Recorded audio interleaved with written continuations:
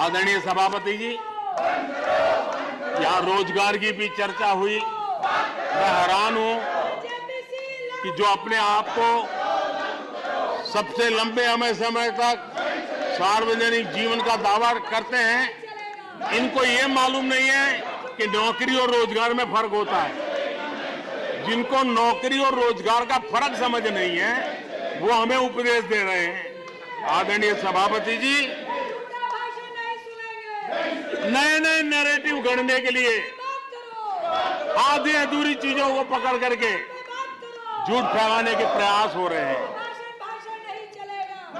बीते 9 वर्ष में अर्थव्यवस्थाओं का जो विस्तार हुआ है, नए सेक्टर्स में रोजगार की नई संभावनाएं बनी।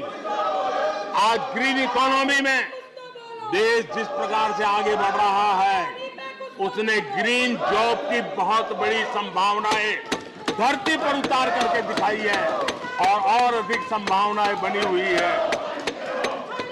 डिजिटल इंडिया के विस्तार से डिजिटल इकोनॉमी, उसका भी एक नया क्षेत्र। आज सर्विस सेक्टर में डिजिटल इंडिया एक नई बुलंदी पर है।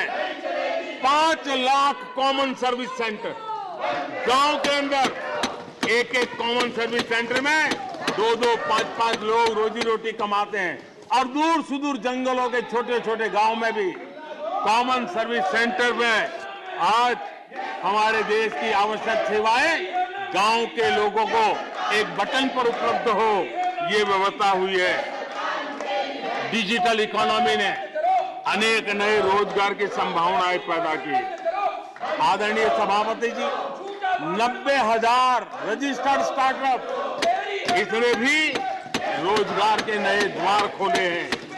अप्रैल से नवंबर 2022 के दौरान ईपीएफओ पेरोल में 1 करोड़ से अधिक लोग जोड़े गए हैं।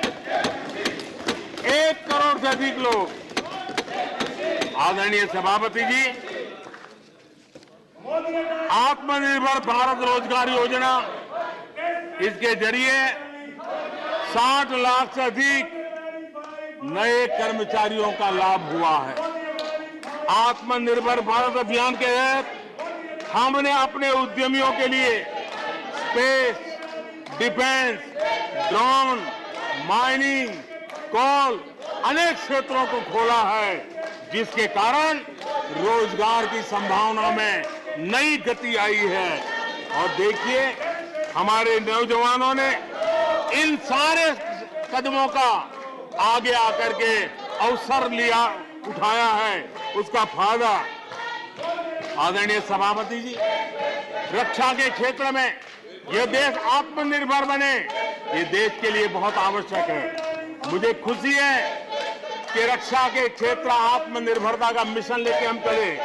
आज 350 से ज्यादा निजी कंपनियां रक्षा के क्षेत्र में आई है और करीब 1 लाख करोड़ रुपए का एक्सपोर्ट रक्षा के क्षेत्र में मेरा देश कर रहा है। और अभूतपूर्व रोजगार इस क्षेत्र में भी पैदा हुए हैं।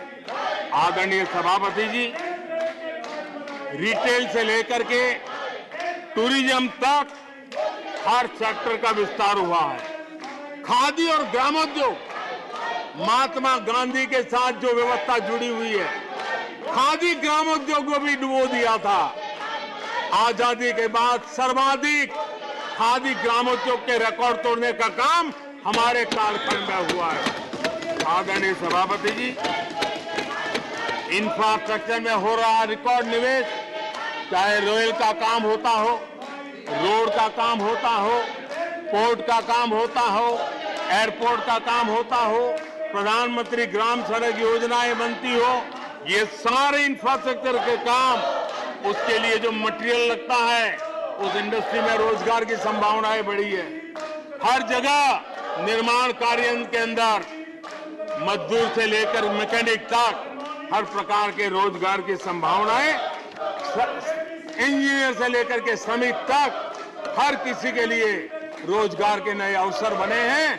और उसी के कारण यूथ विरोधी नीति लेकर के चले हुए लोगों को आज यूथ नकार रहा है और यूथ के भलाई के लिए हम जिन नीतियों को लेकर के चल रहे हैं इसको आज देश स्वीकार कर रहा है।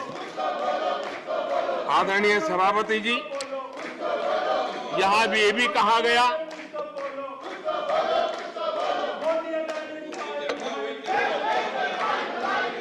आदरणीय सभापति जी,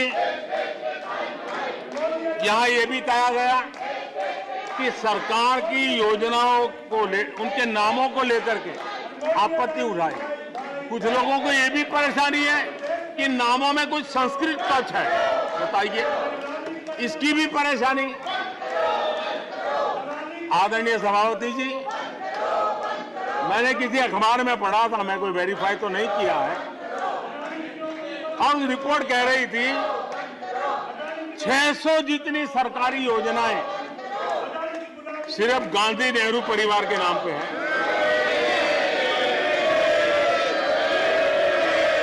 आदरणीय सभापति जी, किसी कार्यक्रम में अगर नेहरू जी के नाम का उल्लेख नहीं हुआ तो कुछ लोगों के बाल खड़े हो जाते हैं, उनका लहू एकदम गर्म हो जाता है कि नेहरू जी का नाम क्यों नहीं दिया। आदरणीय सभापति जी, मैं बहुत आश्चर्य होता है कि चलो भाई हमसे कभी छूट जाता होगा नेहरू जी का नाम, और छूट जाता होता होगा हम ठीक भी कर लेंगे क्योंकि वो देश के पहले प्रधानमंत्री थे। लेकिन मुझे ये समझ नहीं आता है कि उनकी पीढ़ी का कोई व्यक्ति नेहरू सरनेम रखने से डरता क्यों है? क्या शर्मिंदगी है नेहरू सरनेम रखने से? क्या शर्मिंदगी है? इतना बड़ा महान व्यक्तित्व अगर आपको मंजूर नहीं है, परिवार को मंजूर नहीं है और हमारा हिसाब मांगते रहते हो। आदरणीय सभापति जी,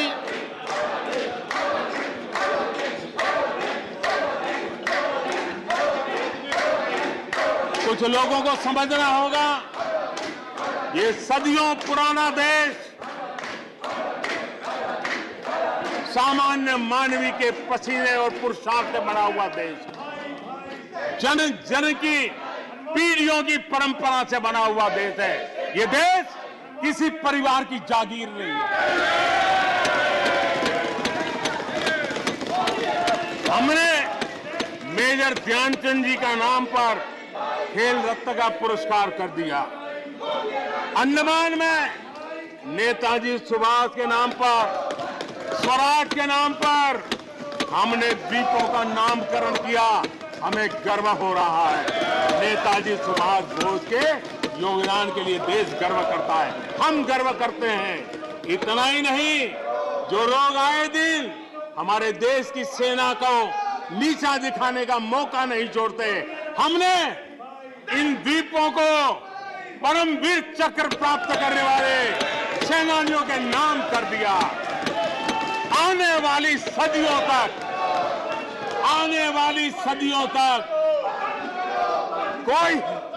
कोई हिमालय की चोटी एक एवरेस्ट व्यक्ति के नाम पर एवरेस्ट बन गई। मेरे द्वीप समूह मेरे परमवीर चक्र विजेता मेरे देश के सेनानियों के नाम कर दिया।